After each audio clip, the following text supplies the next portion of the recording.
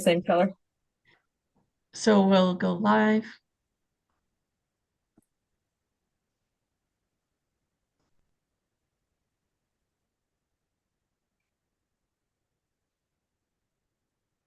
Hello, everyone. Thank you so much for joining us today. We're going to go ahead and get started, and I'll hand it over to our Executive Director, Laurent Huber. Thank you, Nichelle. So welcome, everyone, and thank you for joining this ASH Town Hall webinar today, where we share our vision and for a healthier world and try to get input from you also, from all the attendees.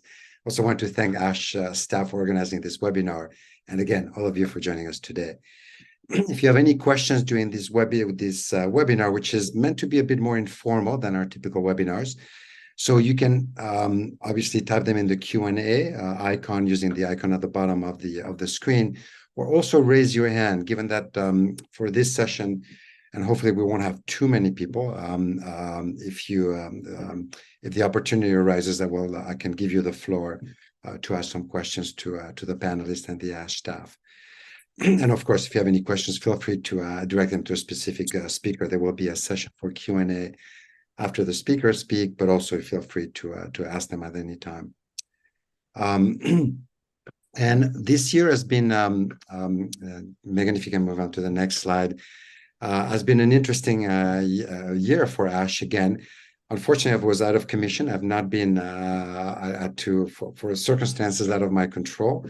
I had to remove myself for part of the year, but the ASH team has still done an amazing work throughout this year, working at the local level in DC, at the state level in various states, and you'll hear more about the work that's been done in California, at the federal level in the US. So you'll hear some of the work done around the menthol, banning menthol products out of the cigarette, banning menthol cigarettes in the US.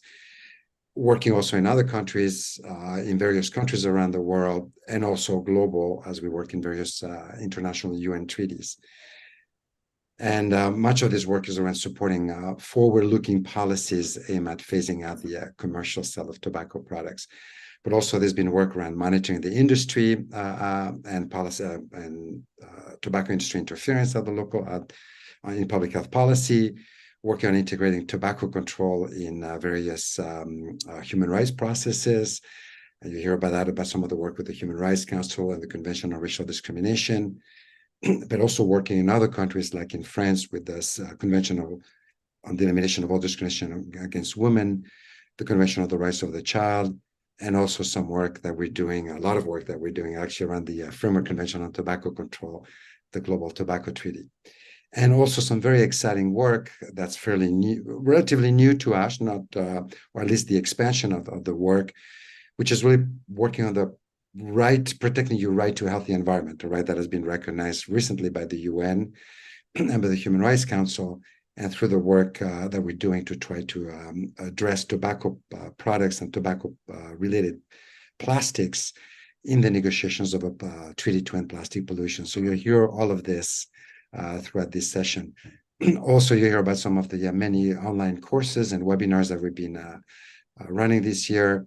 And much of this work and much of the success we're having here at ASH is really thanks to the work we do with partners, the working with partnerships in the United States, but also all around the world. That is really what has been leading to a lot of the success that we have. So I really want to thank you, all of the partners who are here on the call today, and all of the supporters. I'm personally very touched by the fact that just yesterday, the ASH staff launched a matching gift for ASH, where all donations up to $30,000 will be matched dollar for dollar if received before December 15th. And I was very touched when I found out that already a number of supporters have started to contribute towards this. And you'll hear more about this throughout the session today. For the next slide, what is our purpose at ASH? What are we there? And as you probably know, ASH was founded in 1967. Obviously, there had been works, there had been, of course, organizations that worked on tobacco, but it's the oldest organization that's still standing, working full-time on tobacco control, that was founded in the United States. And at the beginning, it was mostly focused around, to a large extent, around protecting non-smokers' rights. And since then, much has changed, as you'll hear, and now we are about protecting everybody's rights, whether smoker or non-smokers, and making sure that to get as close as what you see there, get to a world where no one has to die or suffer because of tobacco products or the tobacco epidemic. The next slide, Megan. So very quickly, the history again, it was founded in 1967, and it was after the founder of the organization, John Banzhaf, managed to, through action with the FTA, sent a letter asking for what they called the fairness doctrine, basically for equal time when it was tobacco advertising to have a counter advertising, and that led to some extent at the end of advertising in the United States in TV and radio. However, as I said, after 2000, ASH focused a lot from working almost exclusively on protecting non-smokers' rights to working a lot on the tobacco treaty, protecting everyone's rights from the tobacco epidemic, taking a very global approach, supporting the work of the WHO Framework Convention on Tobacco Control, taking a very supportive role to the tobacco treaty, working also on addressing tobacco in trade agreements to ensure that tobacco products would be carved out of trade agreements. You might hear Chris might talk a little bit more about that. And then also on integrating also the tobacco in the UN human rights agenda and the development agenda, which you'll hear more about it, and some legal action and using the law to try to go as far as we can to end the tobacco epidemic. Next slide with our vision, which is very similar to the vision of the WHO Framework Convention on Tobacco Control, which is to get to a world free from the harm caused by tobacco. And in the way we do that, our mission is to advocating innovative legal and policy measures to end the global tobacco epidemic. Very much of a role we take as a catalytic role. And that is my last slide before I pass it over to all the other speakers. My next slide, Megan, is the approaches we take. One is the tobacco endgame, addressing the supply side of tobacco products, something that had been not fully addressed in the FCTC negotiations, except with the exception of illicit trade and tobacco to minors and by minors. So given that we feel that it's not normal for a product that kills when used as intended is sold as a consumer good everywhere around the world. So we want to see how far we can go in ending or phasing out the sale of commercial tobacco products, using liability, the power of the law as far as we can, and not using only civil liability, but criminal liability. Could we get the leadership of the tobacco industry in jail for the harm they caused? The human rights-based approach, which you'll hear much more about it from Kelsey and some of the staff, working on the tobacco treaty, the WHO Framework Convention on Tobacco Control. It's still our global, those negotiations for these treaties are global tobacco control parliament, tobacco control Senate, tobacco control Congress, so to speak. So we wanted to make sure we continue engaging on this to advance tobacco control policies. And obviously also the working on protecting your right to a healthy environment by addressing the negative impact of the tobacco industry, which is not insignificant. So now that's it. I will pass it over to all of our very, very talented staff that we have in the ASH team, and has done an amazing work this year. So our first speaker is going to be Nichelle Gray, who's going to introduce some of the work that we've done in lobbying, of tracking the lobbyists for the tobacco industry, as well as the tobacco industry interference in the United States, as we work as part of a global project and a global monitoring of the tobacco industry, which, as you probably all know, it's the main obstacle to implementation of life-saving health policies at the national level. Nichelle, the floor is yours. Thank you, Laurent, and thank you again, everyone, for joining us today. So as Laurent mentioned, we have done some extensive work this year on our lobbyist and lobbying firm tracker, which you'll see the map there on the slide. So we have updated this information on our website. We first launched data for 2021 and have since updated with 2023 lobbyists and lobbying firm data. What this is basically a record of US state level registrations in one convenient location. And this basically tracks all of the lobbyists and lobbying firm registrations that we can locate publicly. We were able to identify about 927 lobbying registrations this year, and that would include about 856 individual lobbyists and lobbying firms. So again, as Laurent mentioned, this is important to do because we want to monitor this information because, as we all know, the tobacco industry is powerful and they use these lobbyists to influence public health policy. And we have to highlight this. We have to inform legislators, and we have to stay informed. And we have to know who these people are when we're going on to, into the capitals, and we're going to talk to legislators. We need to inform them, and we need to be aware of the people that we're dealing with. So ASH has been trying to track this information since 2021. And we have this new updated information that all advocates can access on our website. So if maybe Megan can drop the link to the tracker in the website or in the chat box, you can navigate there, and basically you can click on your state in the map, and you'll be directed to a table that will show you all of the lobbyists that we were able to locate for each state. So I just want to actually bring up one story that was interesting. Is we had an advocate contact us and tell us that they were in fact able to use the tracker successfully recently. They had someone reach out to them and ask them for help with a PR firm that had reached out to them. And the firm wanted this particular person to write, I believe it was an op-ed piece for them, but they were a little suspicious about this firm because, they really didn't know anything about them. But it turned out they found out this particular firm had a connection to a lobbying group that represented Altria. And they were able to discover this by using the ASH tracker. They had Googled some information and weren't able to find anything out through Google. And we're only able to discover this through the ASH tracker. So I do encourage advocates to use our tracker and discover this kind of information. So I want to move on to some of the other tools that we've launched this year. Michelle, could I ask you a quick question on this? Yeah, just on absolutely. This. So if people want to share information with you, for example, on information they get at their state level, how could they do that? And I know it's happened at the international level also. So I have two questions for you. So the first one is, how can people engage with you to share information? Yeah, absolutely.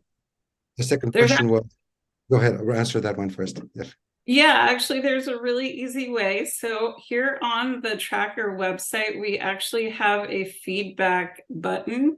So if you want to provide us with any information, I would suggest you click here, and you can either email us or you can click out the feedback survey, and that will ask you a few questions if you have any information that you want to share with us.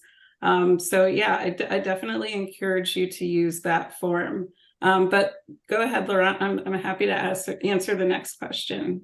No, those sections, can you, at the international level, at the global level, just last week, I believe, government representatives from a country in Europe contacted us, and they had been approached by a consultancy firm, which then they realized was actually as clients, PMI and some tobacco industries, just very similar to the example you shared.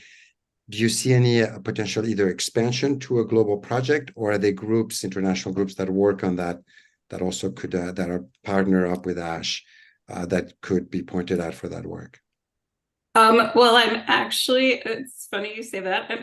Was going to start to talk about ASH's U.S. Tobacco Industry Interference Index next. And that is very closely linked to the Global Tobacco Industry Interference Index. And that is a tool that I think is directly related to that very topic, because that directly addresses tobacco industry interference globally. So that is something that I think advocates or that tool and the partners that operate and manage that tool, I think would be the perfect resource for anyone who is working internationally on tobacco industry interference issues. Thank you, Nichelle. Yeah, great. So just moving into the index, which I just mentioned, this year we also released our U.S. Tobacco Industry Interference Index report. It's our report that we released that includes 7 indicators that are derived from globally agreed upon best practice guidelines, which are laid out in Article 5.3 of the FCTC Tobacco Treaty. And Laurent also mentioned that this treaty focuses on many aspects of many best practice aspects of tobacco control, and one of those again is tobacco industry interference and how to deal with that. So in this report, there is a scoring system, and this is applied to each indicator, and it totals out of 100. And the higher the score, the higher level of interference. So this year, the US actually scored 76 out of 100, which obviously indicates a very high level of industry interference. And this score is obviously subject to change in the global report, which I'll get to in just a second. And again, this report, just like the tracker, is used to or is intended to highlight, and highlight the US's, I guess, compliance with tobacco, with Article 5.3 of the FCTC, but it's also meant to inform. Michelle, if you can just remind everyone what 5.3 is for the audience, in case not everyone is familiar with it.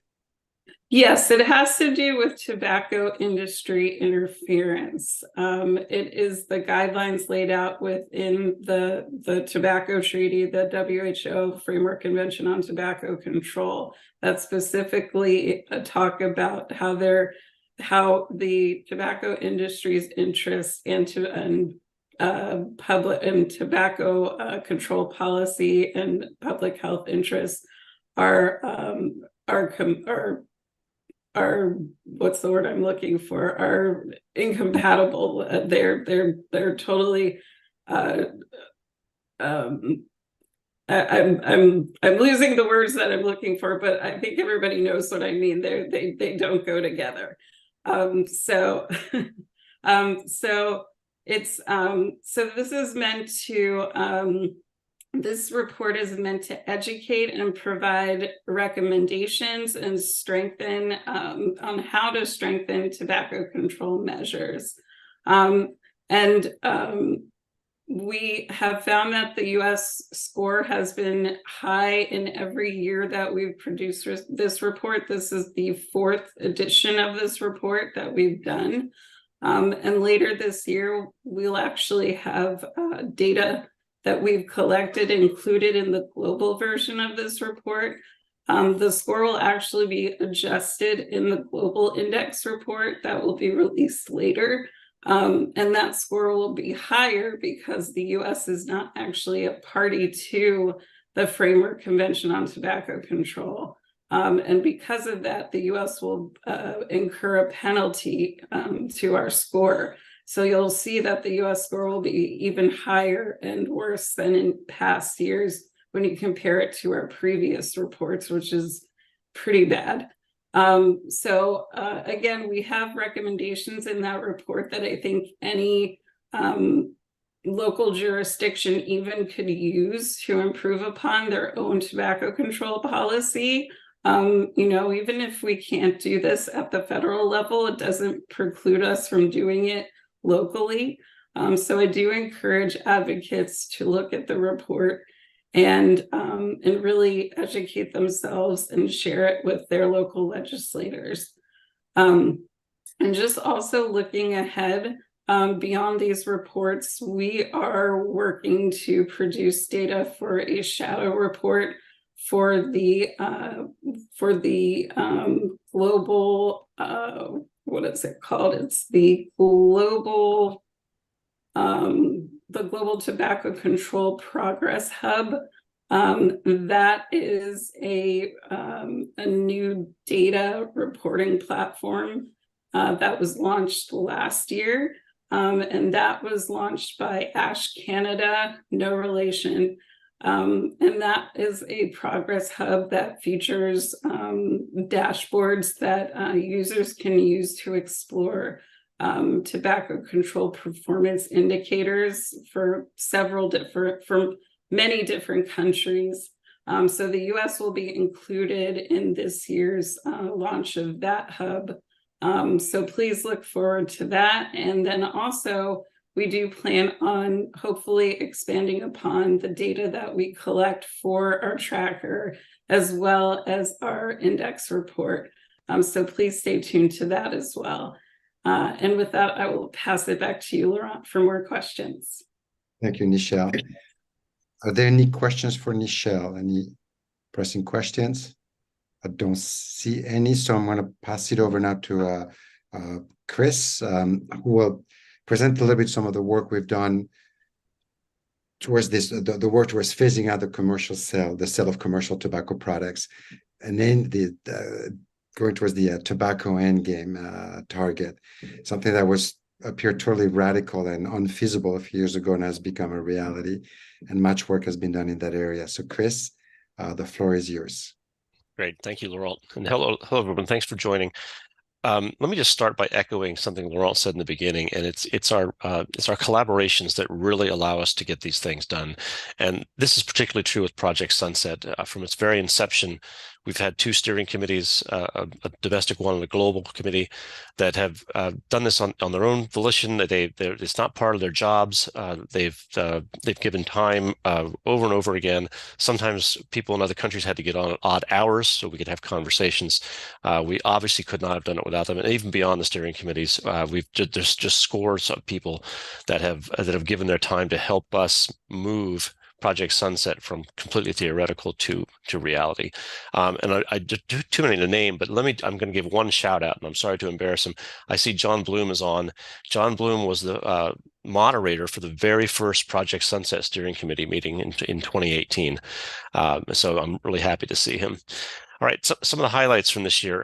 In general, as Laurent said, we've become much more normalized when we talk about Endgame. There's a lot of momentum. When we started, people thought we were a little bit crazy. Now, almost every public health conference that you can think of includes Endgame on their agenda. We can't actually keep up with the requests for webinars on this. And just as a few things that sort of indicate that we've kind of come of age, the very first PhD thesis on tobacco endgame was launched in Australia. For the first time this year, endgame was discussed at the CDC National Partners meeting. And I'll talk a little bit more about this, but for the first time, endgame is on the agenda for the Conference of the Parties for the FCTC. So this is just all showing that we've gotten to the point now where this is a normal part of tobacco policy discussions. Okay, some of the more specific things that have happened this year. First, we had 3 state endgame bills, Hawaii, California, and Nevada. They all failed, as anyone who's on here as an advocate understands. The first time you propose something that big, it fails.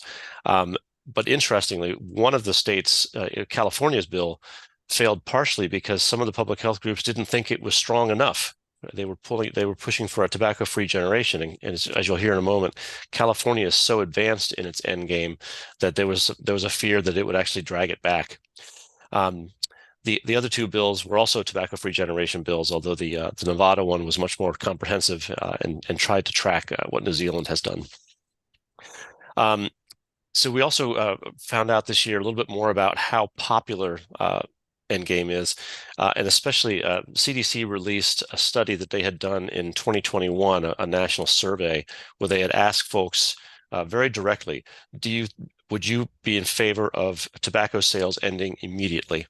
And 57% said yes. And that's without any public campaign. Most people were unaware that it was even possible. But when it was brought to their attention, 57% said, yes, we should do it immediately.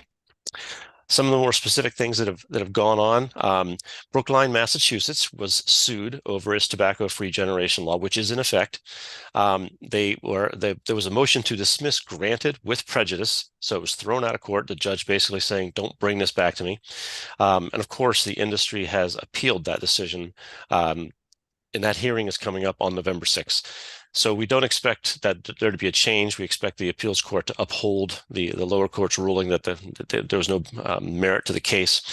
And we know that there are a number of neighbors in Massachusetts that are watching this case and meaning to follow Brookline. Just 2 weeks ago alone, there were 3 towns that held hearings on tobacco-free generation, Stoneham, Melrose, and Wakefield. And we know that there are many other towns that haven't held hearings yet, but that are interested in it.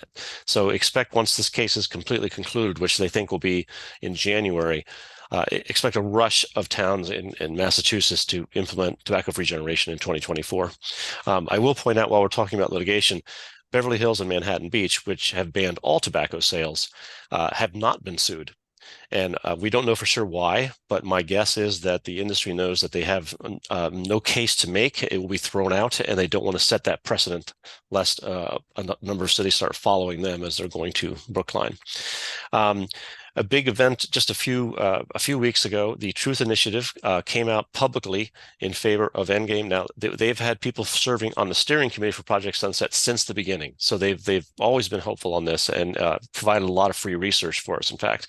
But they've come out publicly now as an organization to be in favor of Endgame. I'm just going to pop the link to that paper that they put out. So they are a welcome new organizational partner in Tobacco Endgame. We also launched the first Tobacco Endgame course in late September. You'll hear more about that in just a moment.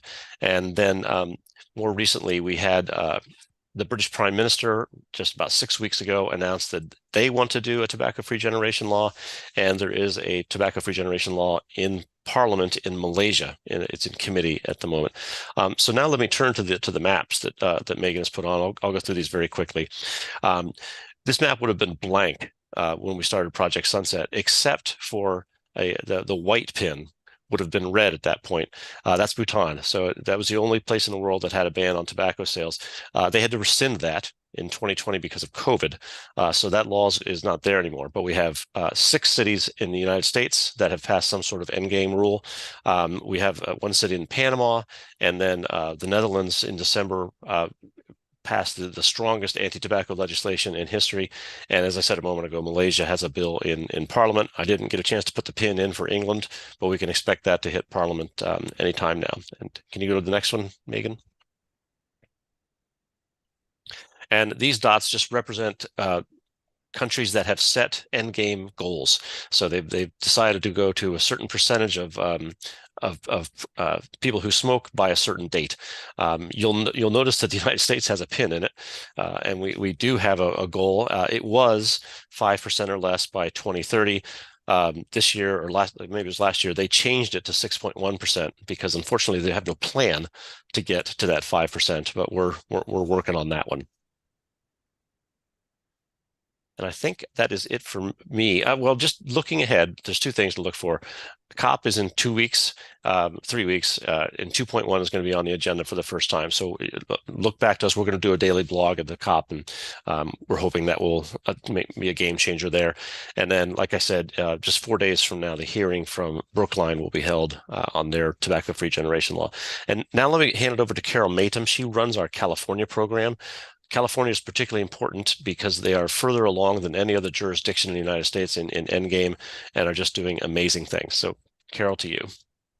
Thank you, Chris. Welcome, everyone, and thank you for joining us today. I'm thrilled to report to you some of the exciting work that's happening in California. The ASH California team, program named Advancing Momentum for Tobacco-Free California, It's funded by the California Department of Public Health, the California Tobacco Prevention Program. We're doing a lot of great work. We continue to provide trainings for our California and national partners. Our two most requested trainings are how to be a successful presenter, which covers all that you need to do when speaking to key decision makers or the community regarding Endgame, and also a tobacco Endgame overview training, which we call Endgame 101. We tailor this presentation to the local jurisdiction and the elements that are going on in their community.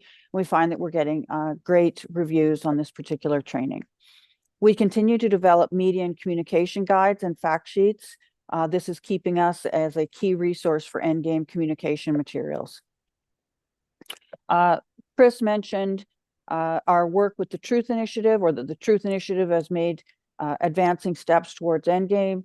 We have new episodes of our podcast, Tobacco Endgame Matters, of which one of them is with the Truth Initiative CEO, with discussing the influence of the tobacco industry. We also have other new episodes that you can listen to on cessation and on menthol products. I'm really excited to talk to you about our Tobacco Endgame Policy and Advocacy Training course. This course was launched in late September and is a 9-module course that will go through the end of November. We have almost 700 registrants for the course. We host approximately 150 people per module. We're seeing very high completion rates for each module's evaluation, and so far we're seeing primarily very favorable results. We are so appreciative of the experts and guest speakers that have made this course a success. It couldn't be done without them. We're also thrilled that we are getting such a great and diverse representation of the community as participants in our course. Perhaps we'll see you at our next live discussion. And before I leave, I'd like to turn it over to my colleague, Jamie Zuppo, who joined our ASH California team in August, and she brings a whole new set of skills to the team. So I'll turn it over to Jamie at this time. Thank you. Hi, everyone. My name is Jamie Zuppo, and thank you for joining us. I'm fairly new to the team, but I'm so thrilled to be here. I come from more of the corporate world, and so this is my first entry into advocacy work, and I'm just really loving it. The fact that this is such an incredible team, as you probably can see, and we are doing such positive work. And as a mother of 2 daughters, I'm very passionate for this cause, and hopefully that this will phase out by the time they graduate from high school is my hope. So I just wanted to say thank you. And I look forward to working with you all and helping get this cause, getting this, just really getting this, making this happen, and really helping our youth and all of our people. So thank you. Thank you, Jamie, Carl, and Chris. And so a question for the Endgame course. Is that something that can people still join that? Is still a way for people to sign on to this? And maybe any one of the 3 of you that can come up as a question through the on the chat to define tobacco-free generation concept, because it may be new to some people. They may not know that concept. They may not be familiar with that concept. Sure. Let me start by saying the course, you can still register for it.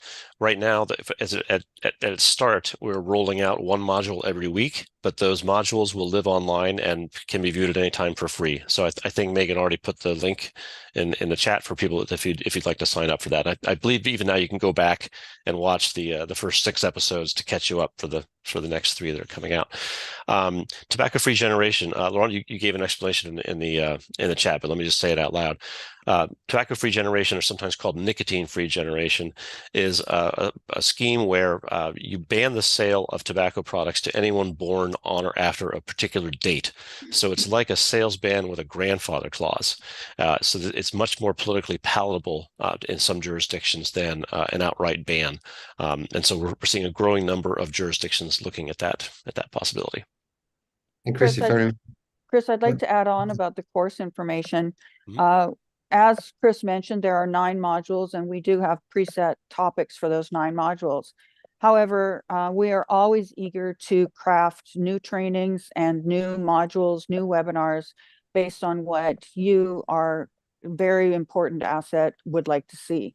So if there's anything that you would like to see a module created on, or have a webinar, fact sheets or resources, please either type it into the chat now, or I think Megan can put into the chat a place where you can go and submit a request for assistance, which would just give you the opportunity to suggest one of these training materials that would be helpful for you. Thank you for mentioning that, Carol. And you can always email info@ash.org also if you have any suggestions or for websites or courses or things or areas of work where ASH could engage. And Chris, remind me if I'm wrong, but if I remember correctly, the tobacco-free generation concept started, I believe it was 2000, was it the conference in Singapore, I believe, in 2012. Yeah. And so it took almost 10 years for that, what was first like a concept and that was being proposed, to finally, little by little, become a reality, with New Zealand being the first jurisdiction doing it as a whole country, Brooklyn, Massachusetts, and so on and so forth. So something that seemed impossible, which is, I think, something also that I think can be one of the roles that I'm quite proud that ASH has been taking, that catalyst role, but also the role of promoting new concepts and ideas, sometimes when they're not yet popular. ASH, when Chris started forming the sunset committees, it was a fairly novel idea. It was not something that everyone in tobacco control was jumping behind. It was something that took first the early adopters to work on that. And now I think we see real momentum that could have a major impact for global health and public health. Our next speaker, I will, and I'll try to have more time for, but I'm conscious of time. So I'll move on through the next speakers, since there's quite a few things to present and to update all of you on. I'm going to have Kelsey, who's a managing attorney here at ASH, who's going to expand and present some of the work we've been doing around human rights and integrating tobacco control in the human rights agenda, and really using human rights mechanisms to advance tobacco control. There's some very exciting work in the United States and globally that we've done in this area. So Kelsey, the work is, the floor is yours. Hi, everybody. Thanks for joining us today. I see a lot of familiar names. It's nice to see all of you virtually. I wanted to talk about a couple of things that our human rights program has done this year that have been particularly exciting. We certainly have done a lot more than this. We've had a really busy year, but these are a couple of things that I think are really important. First, we worked with our partners in France to submit a report to the Committee on the Elimination of Discrimination Against Women. This report focused on tobacco use and impact on women and girls in France. And as I'm sure many of you know, France is a place where tobacco has very negatively impacted women. So it was a great opportunity that France was up to report before this committee. And it was really exciting to work with partners who wanted to build an entire communications campaign around this report. We do quite a few human rights reports every year, and they're all important, but they're most impactful when we do more than just submit the report. So this was a really exciting opportunity to draw attention to an issue, a national issue, at the national and international level. We had another really important human rights reporting opportunity this year, and that was with the Committee on the Elimination for Racial Discrimination. We've been working within CERD, the Committee on the Elimination of Racial Discrimination, for a couple years now, tied to our menthol work in the United States. Because menthol is targeted to African Americans in the United States, we thought that the committee would be interested in the racial and social justice issues associated with that.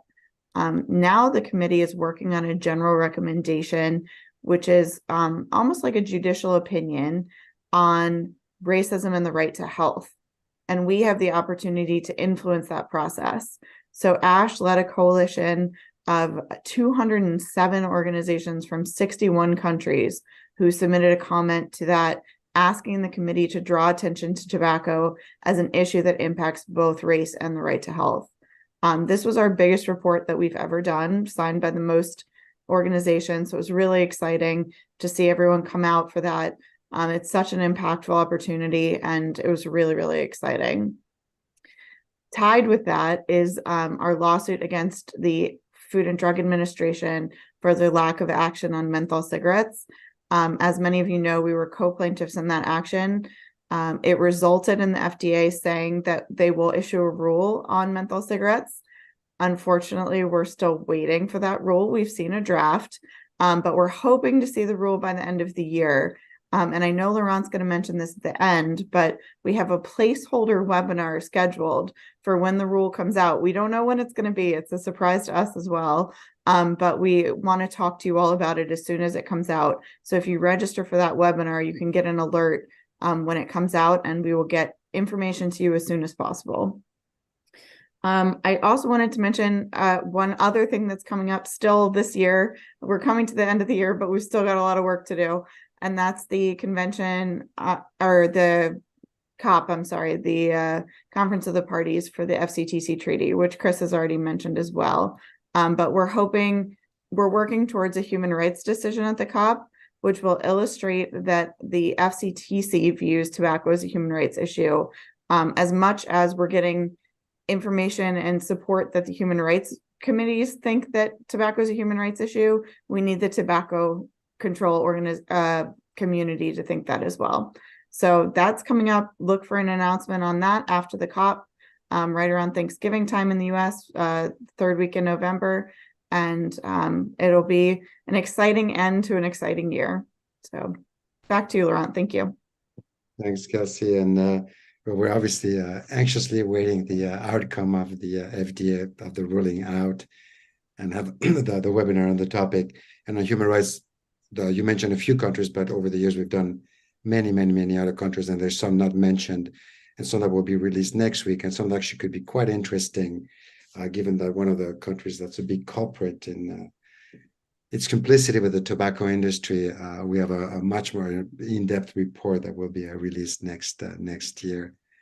And definitely get in touch with Kelsey if you want to learn more about how to use that very useful tool and mechanism that we have, which is with those UN human rights treaties.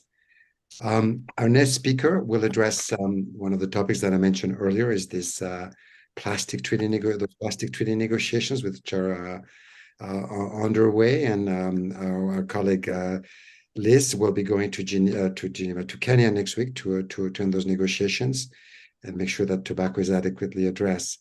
Liz, the floor is yours. Thank you, Laurent. So on a personal level, I just want to say first, I am so proud of all of ASH's collaborative initiatives this year with both our public health and our tobacco control colleagues. And I'll address the treaty, but first I just want to say, as so much of ASH's work clearly is focused on a global, in some cases national levels, I'm really proud of our collaboration here at the local level, here in the district, and especially with our DC Tobacco Free Coalition and each of its members. And thank you to DC Coalition members that are on this call, and I see that there are others from our DC Health partners as well. So thank you very much for being here. So as we look forward into 2024 and beyond, we're so excited to continue our work with the DC Coalition to address the disparities caused by tobacco, and particularly with those with flavored tobacco products, including menthol. And we'll continue to stand with our partners on their efforts for proactive enforcement of our local DC flavors law. It is very important. Now, also this year, ASH, along with our partners at the Global Center for Good Governance in Tobacco Control, or GGTC as we know them, we continue to serve as the convener for what we call the Stop Tobacco Pollution Alliance. Now, the alliance is focused on the development of the new UN Treaty on Plastics Pollution that Laurent was mentioning just a moment ago. Now, ASH's interests in the treaty are fairly straightforward. Cigarette butts are the #1 source of litter worldwide, with 4.5 trillion of them being littered every single year. We know that cigarette filters have no purpose, and so they have no health benefit. So we really must focus our efforts on banning these cigarette filters. Again, they're non-essential plastics. So our interest in the treaty is really banning these non-essential plastics, and we want to ban them without any efforts around cleanup or no efforts really to recycle them. But also, while we're at it, we want to ensure that in addition to just banning these filters, again, single-use plastics, that all plastic tobacco waste is included eventually in this agreement. So again, Laurent mentioned we'll be going to Kenya at the end of next week for the third round of negotiations on this treaty. But as this is a relatively new area of work for us, we'll be constantly providing updates on all of our work on our website. And also we would love for you all here joining us today to get involved with our efforts with this new treaty. So definitely follow along on our socials. We'll publish a blog daily during the round of negotiations, which we've done every other time. Those will be available on our website as well. So if Megan could, if you haven't already, if you could drop the link to our environment work in the chat, that'd be terrific. And before I go, I'd just like to say again to our friends and supporters here today, thank you so much for all of your support and for standing with us this year. Our organization and our impact simply wouldn't be possible without all of you. So again, I'm so grateful to you all being here. I'm sure that we'll mention it again, but we do have a match that will be going on through the 15th of December. I think all contributions will be very generously matched up to $30,000. So thank you so much again for being here, and we look forward to continuing our work with you in 2024 and beyond. So Laurent, I'll pass it back to you. Thank you. And I think this is a really unique opportunity, as you mentioned, Liz, to address all tobacco-related plastics, whether they're the cigarette filters, but also single-use vaping devices and so on and so forth. And also, I think, what do you think, Liz? One thing, a very important part also is the conflict of interest. Absolutely. Yeah. Safeguard that we do have in the FCTC that Michelle mentioned is even a lesson for plastic treaty and for those people working in other with other industries. Right, you're absolutely right to mention that, and that is one of the key critical points that we'll be talking to countries and other stakeholders about, the real conflict of interest that exists with the industry potentially becoming involved in these discussions. And so we'll definitely be reminding them of the FCTC and the obligations there, which preclude industry interference. Thank you, Laurent. Thank you, Liz. And now we're going to move on quickly to our next speaker, Megan, who will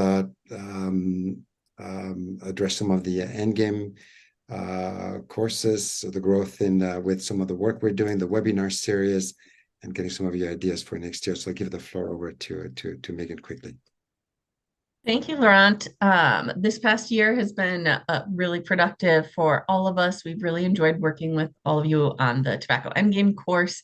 We're really excited about the interest that we've seen from all of you. I've seen a few registrations already come through while we've been on this call, so thank you for your interest there. But also just this webinar series with all of you has been fantastic. You all are what makes this series so fruitful, and we really appreciate you all joining. There's thousands of you on this list, and you all engage with us so heavily, so we're truly grateful to you for that and your continued engagement. Like Laurent has said, we're always open to new topics. We're always open if you want to present, if you think there's something that you're doing and working on that would be valuable for this community. This is a platform that's available to everyone. So we'll be opening up the webinar submission, topic submissions again after this webinar so that we can start planning for next year. So if there's anything on your radar that just happened or is coming up, definitely let us know. We want this to be a strong community with all of you, sharing the valuable resources because we know you're all doing great work as well. So feel free to either drop them in the chat or email us at info@ash.org with any of your ideas. And then, like you heard from Laurent, Liz, Kelsey, Chris, everyone, we'll have daily blogs coming up on both the plastics treaty and the tobacco treaty. We won't email you those every single day or anything. I'll email the links out when the sessions are starting so that you can subscribe if you're interested. You're muted, Megan, for some reason. Oh, I just muted. Yeah. I put the link in the chat.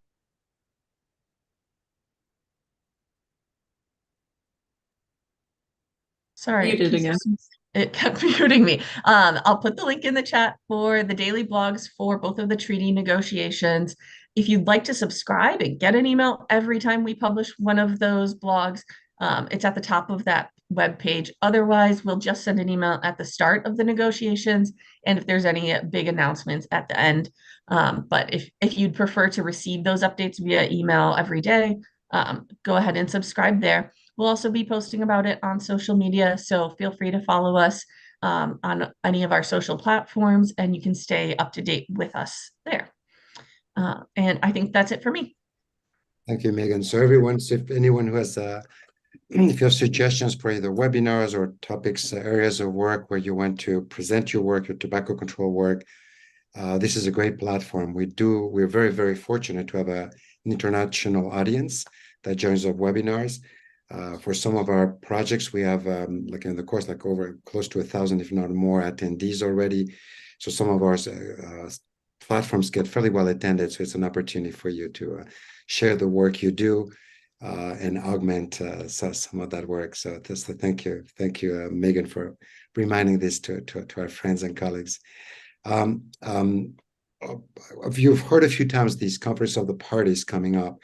And we had a session just last week, I believe, on this. And it's extremely critical that we do engage. We're so fortunate in tobacco control that we have our own treaty in public health. I mean, we're extremely fortunate, but it's a dynamic process. And the industry, I can assure you, doesn't engage in that process.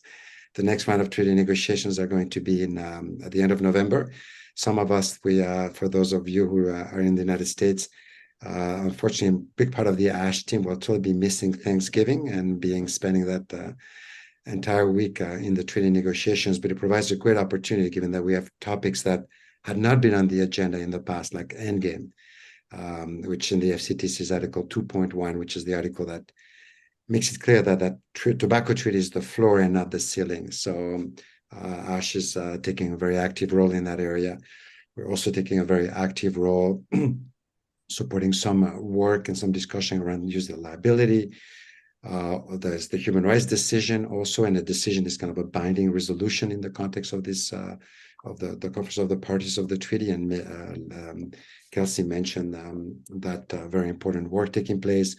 There's also a decision that's being proposed by Brazil, linking the tobacco, the environmental damage of tobacco, and getting it more addressed, and making a link between this tobacco treaty also and the plastic treaty. So again, we can't live in a world where there are silos and where we work as on those important societal problems in silos. We need to have a whole of government approach, and that's the reason why at ASH we don't work exclusively working on and just with health ministries. This is why we think it's so important to work with other ministries. Those who work with human rights issues, those who work with the rights of women, the rights of children, the rights of indigenous populations, the rights of racial minorities, and so on and so forth. It's a way to make sure that there's a whole of government approach when it comes to tobacco control. Given that it seems like normally we tend to have three major obstacles when it comes to tobacco policies, to implementing life-saving policies. The first one is the tobacco industry. The second one is lack of whole of government engagement, where sometimes we have well-meaning environmental health ministries that are not adequately funded or resourced. So those being some of our key challenges. Unfortunately we're running out of time. I saw some of the questions. One of the questions came up is, could ASH work, for example, on the cannabis and THC field? And clearly, I think the THC industry could probably have learned a lot of lessons from the tobacco control movement, but at ASH, we're exclusively focused on tobacco products. That is right now is our vision and mission. So at this stage, we're not working on this on that issue. I'm kind of like seeing that we only have a few minutes, so what I'm going to do is I'm just going to give a last opportunity before we wrap things up for the staff to communicate some last messages they want to communicate with the group, with the audience. And I'm going to start. With you, Megan. Any last messages for the group? Just thank you to everyone. We hope you stay engaged with us over social media, email, through these webinars. We love working with all of you. And just a reminder that we do have the matching campaign underway right now. So all donations made before December 15th will be matched dollar for dollar up to $30,000. So we truly appreciate your generosity and look forward to staying engaged with all of you. Jamie. Just wanted to say thank you again for supporting this cause and for being a part of, this team and combating tobacco use. And I just look forward to working with you all closer. And thank you for joining. Thank you, Jamie. Carol. Thank you, everyone. I just want to comment that, for all of our programs, but for my work in California, we realize that you really are our biggest asset to our program success. So I look forward to having you join us in the many ways that you can. I hope that you'll be able to join us actively over this upcoming year. There's a lot of great things coming down the road. And if you have any comments or suggestions for resources that would be helpful, you can email info@AFS.org. Thank you. Thank you, Kyle. Chris. Just want to thank everybody and also point out that you can probably tell we love our jobs, and partially because we're doing something that the world needs, but we couldn't do it without you. I'm being sincere, but this is one of those things where they shout at the audience. You're part of it too. You are part of it, and we really appreciate you being here and supporting us. Thank you, Chris. Nichelle.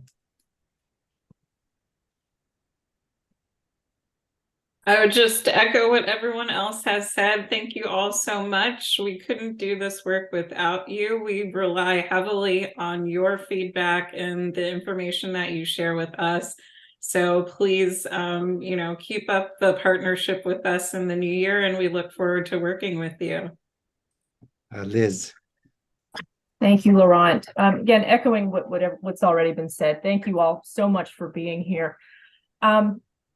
One thing I'd like to say is that it's been a very difficult and challenging year in a lot of ways for us as an ASH team. But I just want to say thank you all to our ASH staff.